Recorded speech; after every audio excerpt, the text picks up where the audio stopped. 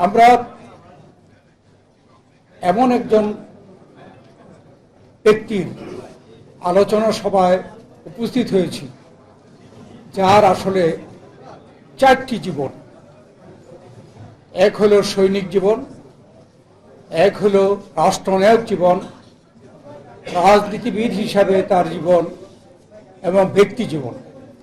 এখানে সম্মানিত আলোচকবৃন্দ সব বিষয়ে আলোচনা করেছে। আমি দীর্ঘ না করে বলতে চাই, সৈনিক, যে কোনো একজন সৈনিক তার জীবনকে সফল মনে করেন যদি তার নিজস্ব মাতৃভূমির জন্য যুদ্ধ করতে পারে। শহীদ প্রেসিডেন্ট জিয়াউর রহমান কোন ব্যক্তি, যিনি বাংলাদেশের উপরে যখন পাকিস্তানের সেনাবাহিনী 25 তারিখ রাত্রে অমানবিক একটা অন্যায় এবং গণহত্যা শুরু করে, তখন কিন্তু এই দেশে মানুষ যে সকল নেতৃবৃন্দ থেকে দিক নির্দেশনা আশা করেছিল, সেই সকল নেতৃবৃন্দ কিন্তু কেউ আত্মসমর্পণ করে চলে গেছেন, কেউ সীমান্ত পার হয়ে গেছে। সেই সময় শহীদ প্রেসিডেন্ট জিয়াউর রহমান পাকিস্তানের একজন মেজর হয়ে 8ম ইস্ট বেঙ্গল রেজিমেন্টের একজন দ্বিতীয় ব্যক্তি হিসাবে তিনি কিন্তু 25-এর কালরাত্রির শেষ রাত্রির দিকে ক্যান্টনমেন্টে প্রথম সেনাবাহিনীর, পাকিস্তান সেনাবাহিনীর বিরুদ্ধে রিভল্ট ঘোষণা করেন, বিদ্রোহ। এটা কিন্তু ছোটখাটো বিষয় নয়। তিনি তার জীবন,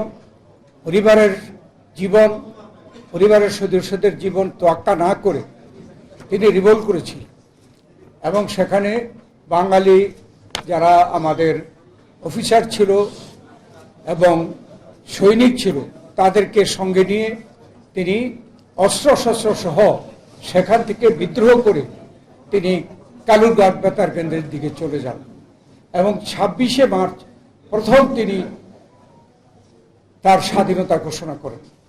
কত বড় সাহসী, কি পরিমাণ দেশপ্রেমিক, এবং তার যে ডিটারমিনেশন থাকলে এই কাজটি তিনি একা করতে পেরেছেন। এবং বাংলাদেশের ইতিহাসের বিশ্লেষণে, সারা বিশ্লেষণে এটা বলে যে সেই দিন যদি মেজর জিয়া স্বাধীনতা ঘোষণা না করত, তাহলে বাংলাদেশে মুক্তিযুদ্ধ সংগঠিত হতো কিনা সন্দেহ। তার আহ্বানেই কিন্তু এদেশে ছাত্র, যুবক, সেনাবাহিনী, পুলিশ, বিডিআর সকলে সেদিন যুদ্ধে ঝাঁপিয়ে পড়েছিল। জিয়াউর রহমান সেক্টর কমান্ডার ছিল, শুনেছেন। জিয়াউর রহমান জেড ফোর্সের কমান্ডার ছিল। সহস্তে যুদ্ধ করে তিনি দেশকে স্বাধীন করেছেন এবং তিনি একজন অনুগত নাগরিক হিসাবে তিনি সেনাবাহিনীতে ফিরে গেছেন। ওনার উপরে তৎকালীন সরকার অবিচার করেছিল। তিনি কিন্তু দাবিদার ছিলেন সেনাবাহিনী প্রধান হওয়ার, তাকে না করে অন্যজনকে করেছিল। তারপরেও তিনি সেটা মেনে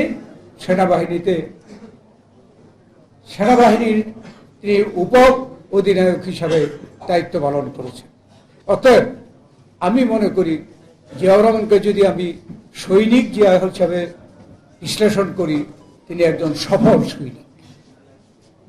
তারপরে যখন আওয়ামী লীগের ভিতরে নিজেদের মধ্যে মতবিভেদ হয়ে দেশে কাউন্টার কু, বিপ্লব প্রতিবিপ্লব হচ্ছিল, সেখানে সেই প্রক্রিয়ায় 75-এর 3রা নভেম্বর কিন্তু সেনাবাহিনীর একজন ব্রিগেডিয়ার খালেদ মোশাররফ একটা অভ্যুত্থান করে সে নিজেকে মেজর জেনারেল ঘোষণা করে, নিজেকে সেনাপ্রধান ঘোষণা করে এবং সেনাপ্রধান তৎকালীন জিয়াউর রহমানকে তিনি তার গৃহে বন্দী করে একটা বিপ্লব করে। যেই দিন এই প্রতিবিপ্লব সংগঠিত হয়, তার পরের দিন এই খালেদ মোশাররফের মা এবং তার ছোট ভাই ঢাকা বিশ্ববিদ্যালয়ে গিয়ে ছাত্রদেরকে নিয়ে 32 নম্বরে শেখ মুজিবুর রহমানের বাড়ি পর্যন্ত গিয়ে মিছিল করে এই অভ্যুত্থানকে সফল করেছিল। তাই সংবাদ মাধ্যম দেশে বিদেশে এটা বলেছিল যে এই প্রতিবিপ্লবটি আবার আওয়ামী লীগপন্থী শেখ মুজিবপন্থী একটা প্রতিবিপ্লব। এটা দেখে এদেশের জনগণ এবং সেনাবাহিনীর সদস্যরা এটা মেনে নিতে পারেনি। সেই জন্যই 7ই নভেম্বরে সিপাহী জনতার বিপ্লব। এটা কিন্তু জিয়াউর রহমানের নেতৃত্ব হয়নি, সে সময় সিপাহী জনতার নেতৃত্বে এই বিপ্লব হয়েছে। তখন জিয়াউর রহমান অন্তরীণ ছিলেন এবং সেই বিপ্লবের নেতারা গিয়ে জিয়াউর রহমানকে সেখান থেকে মুক্ত করে সেনা প্রদান করেন। পর্যায়ক্রমে জিয়াউর রহমান ক্ষমতার কেন্দ্রবিন্দুতে আসেন, তিনি প্রেসিডেন্ট হন এবং দেশ পরিচালনা করেন। এখানে অনেকেই আলোচনা করেছে প্রেসিডেন্ট হিসাবে তিনি বাংলাদেশের যে সকল বিষয়ে মৌলিক পরিবর্তন প্রয়োজন ছিল তিনি কোনো রকমের কাউকে পরামর্শ না করে তিনি সেই পরিবর্তনগুলো করেছিলেন।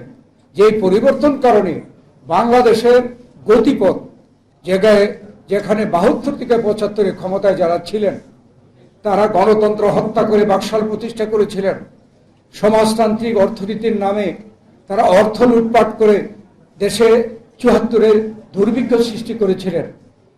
তাদের সময় রক্ষী বাহিনী তৈরি করে মুক্তিযোদ্ধা এবং স্বাধীনতা প্রিয় জনগণকে হত্যা করেছিলেন, বিচার বহির্ভূত হত্যা করেছিলেন, দেশে জরুরি আইনের বিধান করেছিলেন। এর পরিবর্তে শহীদ প্রেসিডেন্ট জিয়াউর রহমান ক্ষমতায় এসে প্রথমেই তিনি মুক্তিযুদ্ধের যে চেতনা সেই চেতনাকে তিনি সমন্বিত করার জন্য স্বাধীনতা সার্বভৌমত্ব রক্ষার ব্যাপারে তিনি সকল পদক্ষেপ নেন। সেনাবাহিনী বিশৃঙ্খল হয়ে গিয়েছিল 72 থেকে 75-এর দুঃশাসনের কারণে। সেই সেনাবাহিনীকে তিনি একত্রিত করে শৃঙ্খলাবদ্ধ করে আধুনিক এবং শক্তিশালী সেনাবাহিনী করার জন্য তিনি সকল দায়িত্ব নিয়ে কাজ করেছেন। তিনি বাংলাদেশে বাকশালকে বাতিল করে দিয়ে গণতন্ত্র প্রতিষ্ঠা করেছেন। তিনি অর্থনীতিতে যে সমাজতান্ত্রিক অর্থনীতির নামে লুটপাট হচ্ছিল সেই অর্থনীতিকে পরিবর্তন করে তিনি মুক্তবাজার অর্থনীতির পথ দেখিয়ে গেছেন। তিনি সংবিধানে যে সমাজতন্ত্র ছিল সেটাকে বাতিল করে মুক্তবাজার অর্থনীতি, সংবিধানে যে ধর্মনিরপেক্ষতা ছিল তাকে পরিবর্তন করে আল্লাহর উপরে বিশ্বাস এবং সকল ধর্মের সমান অধিকার তিনি প্রতিষ্ঠা করে আমাদের যে বাংলাদেশের যে মুক্তিযুদ্ধের মূল চেতনা সেই পথে তিনি বাংলাদেশকে পরিচালনা করেছেন। সেই জন্য তিনি একজন রাষ্ট্রনায়ক হিসাবে সফল রাষ্ট্রনায়ক। তার প্রমাণ হচ্ছে তাকে হত্যার পরে তার জন্য যে ঢাকায় জানাজা হয়েছিল সেটা দেশে বিদেশে মিডিয়া এবং বিশেষজ্ঞরা বলেছে যে কোন মুসলমান রাষ্ট্রনায়ক মারা যাওয়ার পর এত বড় জানাজা পৃথিবীর কোথাও হয় নাই। আমিও তখন শহীদ জিয়াউর রহমানের একজন কর্মী হিসাবে আমিও সেখানে উপস্থিত ছিলাম, আমিও দেখেছি এবং আমি বলতে পারি তারপরে বাংলাদেশে কেন সারা বিশ্বে কোনো রাষ্ট্রনায়ক হত্যা হওয়ার পরে বা মৃত্যুবরণ করার পরে এত বড় জানাজা পৃথিবী আর কেউ দেখে নেই। অতএব শহীদ জিয়ার যে রাষ্ট্রনায়ক হিসাবে সফল এটাতেই প্রমাণিত হয়। আরো অনেক বিষয়, বৈদেশিক নীতি শহীদ জিয়াউর রহমান প্রতিষ্ঠা করেন। এর আগে 72 থেকে 75 পদলিহীন একটা বৈদেশিক নীতি হয়ে গিয়েছিল। তিনি তার বৈদেশিক নীতিতে সংবিধানে এবং আমার দলীয় গঠনতন্ত্রতে পরিবর্তন আনেন যে আমাদের সারা বিশ্বের সকল দেশ হবে বন্ধু, আমাদের কেউ প্রভু হবে না। সেটাই তিনি পলিসি এখানে প্রতিপালন করেছেন। সেই জন্য তিনি যে বাংলাদেশি জাতীয়তাবাদ শুধু বাংলাদেশ হবে প্রধান আমাদের ইন্টারেস্ট সেটা প্রমাণ করেছিলেন। ফারাক্কার বিরুদ্ধে তিনি জাতিসংঘে পর্যন্ত গিয়ে উত্থাপন করেছিলেন। তারপরে যে একটি দ্বীপ, সেই দ্বীপ পার্শ্ববর্তী দেশ জোর করে নিয়ে যেতে চেয়েছিল, তিনি ওই দ্বীপকে রক্ষা করেছিলেন।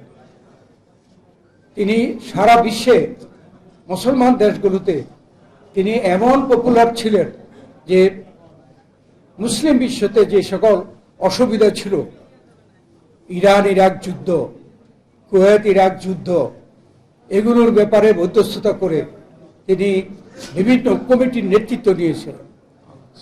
সেই কারণে শহীদ জিয়াউর রহমান টার্গেট হয়ে যায়, যারা বাংলাদেশকে উন্নত এবং স্বনির্ভর হতে দেখতে চায় না, তারা জিয়াউর রহমানের শত্রু হয়ে যায় এবং তাকে অসময়ে হত্যা করে।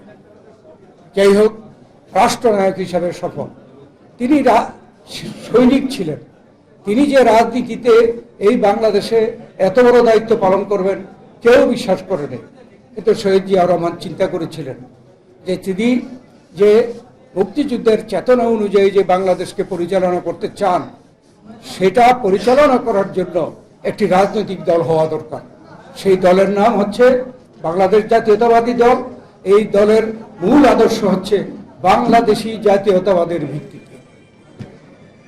এর আগে আমি হয়তো ভুল করে বলিনি যে তিনি আমাদের যে জাতিসত্তার পরিচয় আগে বাঙালি ছিল, সেটাকে তিনি পরিবর্তন করে বাংলাদেশি জাতীয়তাবাদ আমাদের পরিচয় দিয়ে গেছেন, যেটা এখন পর্যন্ত কেউ পরিবর্তন করতে পারেনি। সৈনিক হিসাবে সফল, রাষ্ট্রনায়ক হিসেবে সফল। আজকে বিএনপি তিনি প্রতিষ্ঠা করে গেছেন। তাকে হত্যা করে অনেকে মন্তব্য করেছিল যে minus Ziaur Rahman, BNP will be zero, অর্থাৎ জিয়াউর রহমান ছাড়া বিএনপি থাকবে না। কিন্তু আপনারা দেখেছেন জিয়াউর রহমানের উত্তরসূরি দেশনেত্রী বেগম খালেদা জিয়া অতি সাহসের সাথে এই বিএনপির হাল ধরে তিনি এরশাদ বিরোধী 9 বছর আন্দোলন আপসীভাবে করে এদেশে আরেকটি স্বৈরতন্ত্রকে পতন ঘটিয়ে এদেশে তিনি একটি সংসদীয় গণতন্ত্র প্রতিষ্ঠা করেছেন এবং এরপরে বাংলাদেশকে শহীদ জিয়াউর রহমানের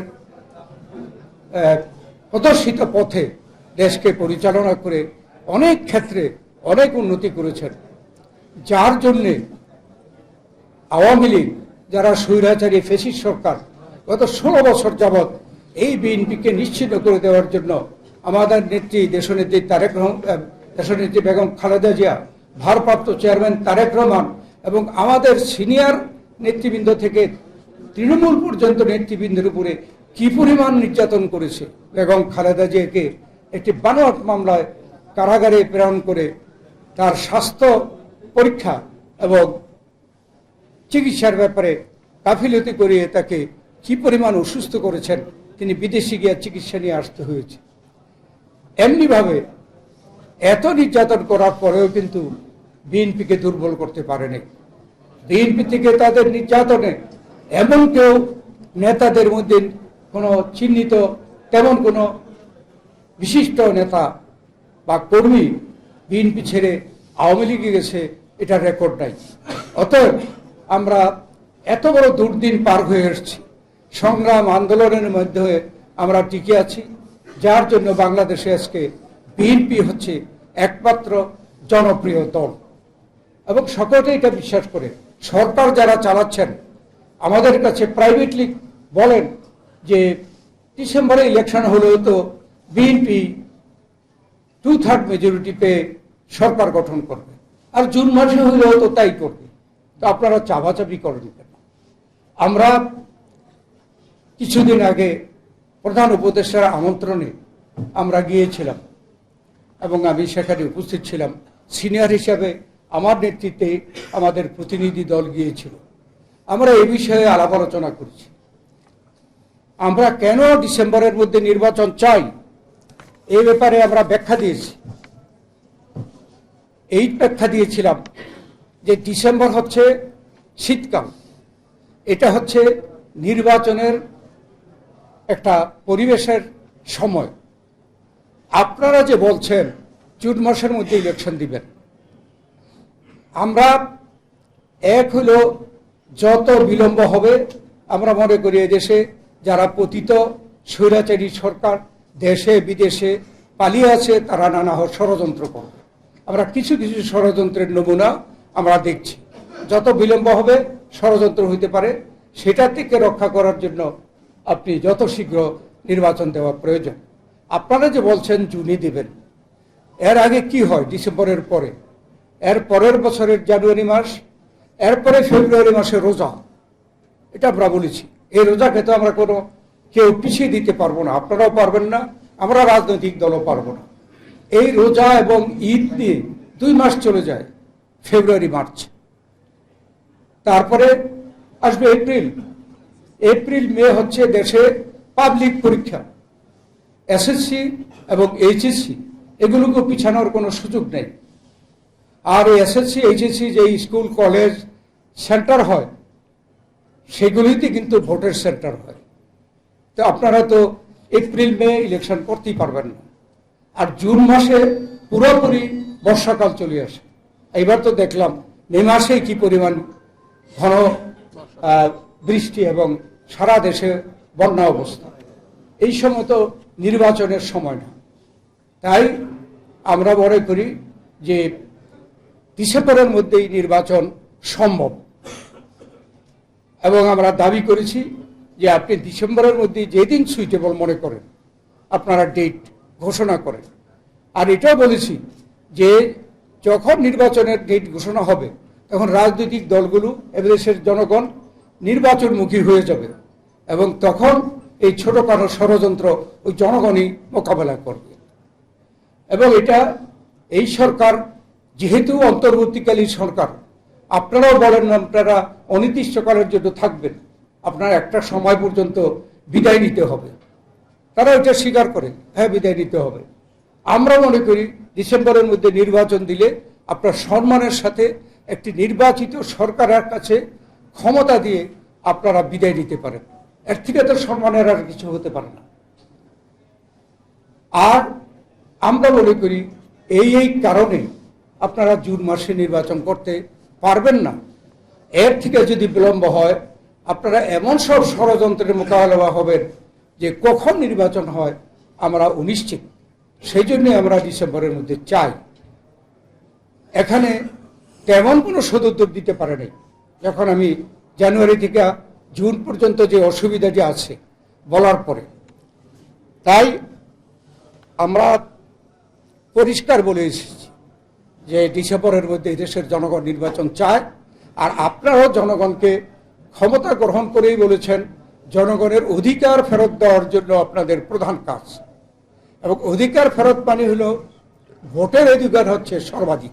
16 বছর যাবৎ জনগণ ভোটের অধিকার পায় না। আপনারা ভোটের অধিকার দিয়ে জনগণের নির্বাচিত সরকারের কাছে ক্ষমতা হস্তান্তর করে গেলে দেশও শান্তিতে অগ্রসর হবে ভবিষ্যতের দিকে, এবং জনগণও খুশি হবে, আপনারাও সম্মানের সাথে বিদায় নিতে পারবেন। এখন কিছু ব্যাপারে প্রশ্ন উঠেছে, কেউ কেউ সংস্কার চায়। আমরা বলেছি যে আমরা তো সংস্কারের পক্ষে, এবং এই সরকার আসার আগেই তো আমাদের ভারপ্রাপ্ত চেয়ারম্যান তারেক রহমান 31 দফা সংস্কার কর্মসূচি জনগণকে উপস্থাপন করেছে। আমরা বলেছি যে আমরা জনগণ যদি আমাদেরকে ক্ষমতায় বসায় এই 31 দফা কর্মসূচি আমরা পালন করব সংস্কার। এবং সরকার এসে সংস্কারের প্রস্তাব দেওয়ার পরে আমাদের প্রতিনিধি গিয়ে আমাদের পক্ষ থেকেও সংস্কারের প্রস্তাব দেওয়া হয়েছে। আমরা খোলাখুলি বলেছি যে সকল রাজনৈতিক দল এক পথ হবে এমন কোনো কথা নয়। তাইলে তো আমরা বিভিন্ন রাজনৈতিক দলই করতাম, সব যদি একমত হয়ে যেত। অতএব মিনিমাম ঐকমত্য তৈরি করে আপনারা নির্বাচনের দিকে অগ্রসর হন। এখন আবার সরকার বলেছে এই মাসে 2 তারিখ থেকে শুরু হবে, কালকে থেকে বোধহয়, যে ঐকমত্য প্রতিষ্ঠার জন্য এর আগে এই কমিটির যে ভাইস চেয়ারম্যান যে আলী রিয়াজ সাহেব, প্রফেসর আলী রিয়াজ সভা করেছেন সবার সাথে। এখন প্রধান উপদেষ্টা আগামী করলো এটা আবার 2য় দফা আলোচনা শুরু করবেন। আমরা যাব, গেলেও আমরা কি বলবো? আমরা তো এই সরকারের আগেই সংস্কার কর্মসূচি দিয়ে রেখেছি, অনেক এই সংস্কার কর্মসূচি তাদের প্রস্তাবের সাথে মিলে।